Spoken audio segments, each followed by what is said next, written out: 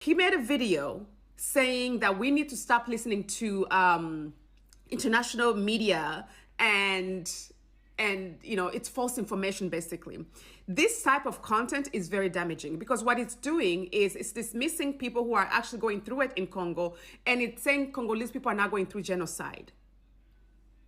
What? Why is it that the moment I begin to tell the other side of the story, just once, after years of telling the story and the Western colonial propaganda that Rwandans are not Bantu people, they are not Africans, but they're Arabs who came and stole Bantu land.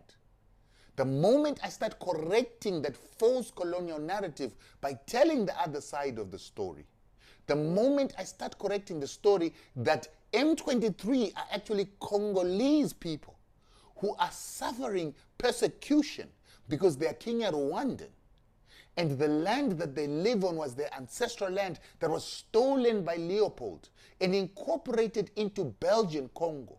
And Belgian Congo has now become the Democratic Republic of Congo that wants to continue holding on to land that the Belgians stole from the Rwandans, land that they stole from the Burundians, land that they stole from the Ugandans.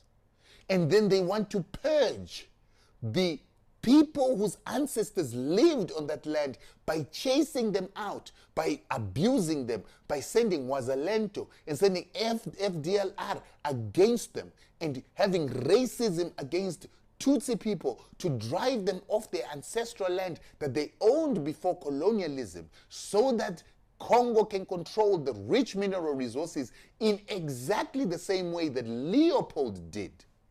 All of a sudden, you hate me for telling that side of the story. You say I'm bought by the Rwandan government. But why did you not say I was bought by the Congolese government? I was bought by the Rwandan exiles who gave us the information that Tutsis and some Rwandans are not Bantus, but they are Hamitic people and they're Arabs. Why didn't you say we were paid then?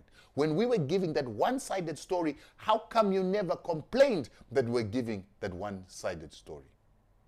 You didn't complain because you wanted us to continue giving that colonial false propaganda in order to divide us as Africans, to make certain Africans feel that they're more African because they are Bantu, even though Bantu is a word that was created by Wilhelm Bleek in 1856, just as they were planning to divide Congo and to divide the Rwandan people in order to conquer them. So they told them that some were Tutsis, some were Hutus, some were Twa, and they were not one people, yet they were one people. One people who were told that they were not one people because one had a longer nose than the other. One was taller than the other, so brothers were split, one into a Tutsi, one into a Hutu, one into a Twa. This is colonial theory that you have embraced. It is you, the Congolese people, who taught us this. It is you, the Rwandan diaspora, that does not want the project of unity and reconciliation that has successfully happened in 30 years in Rwanda. And you have influenced people like us to spread the lie, to spread this colonial theory, to spread this colonial propaganda at the risk of dividing a nation that has been mended over 30 years, that has been united over 30 years. We have spread propaganda that could have actually separated and destroyed this nation that has 60% of its people being people born after the genocide. We spilled out lies, division and tribalism, hatred, instead of uniting. We threw away African culture to, instead of reconciling brothers and sisters in Congo and Rwanda, we took sides and began to divide with hatred. Well, we have learned that we're wrong. I have learned that I was wrong.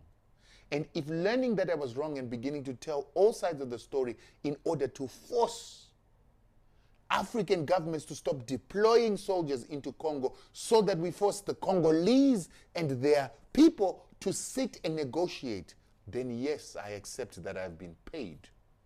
And my payment will be peace.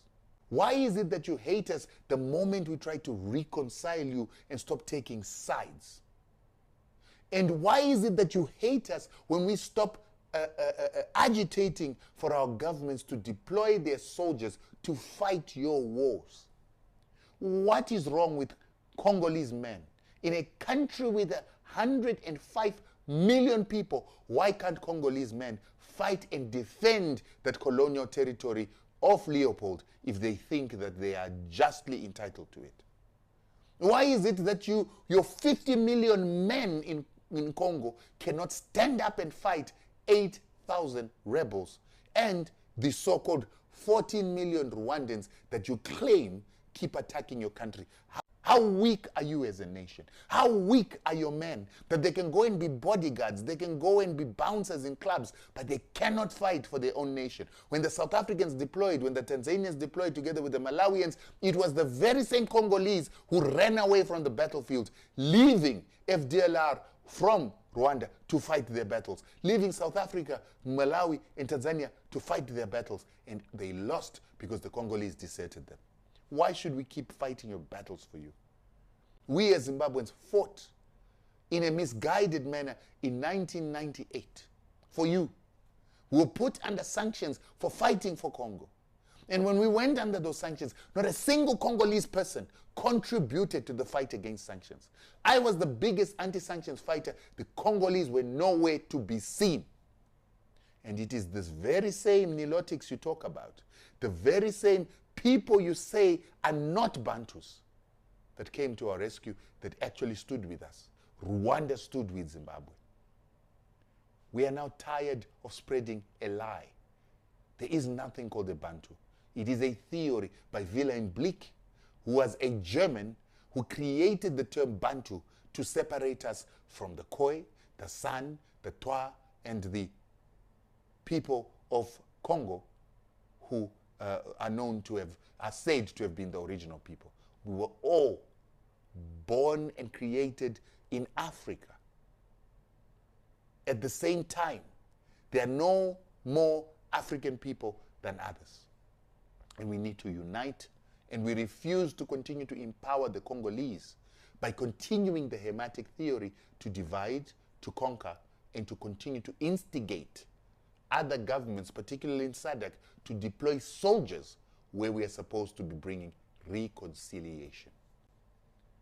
You have to accept, Congo, that the Kenya Rwandan people whose land was stolen by Leopold, which land you are trying to hold on to continue to be the richest country on earth, are your people. And if you do not give them rights, if you try to take their ancestral land, they are going to continue to fight. If you displace them into refugee camps in Uganda, Rwanda, and Tanzania, they will continue to march across the border to join M23, and they'll continue to fight you. And as long as your men are cowards who need SADC to continue to fight for them, we are no longer going to advocate for wars on behalf of Congo.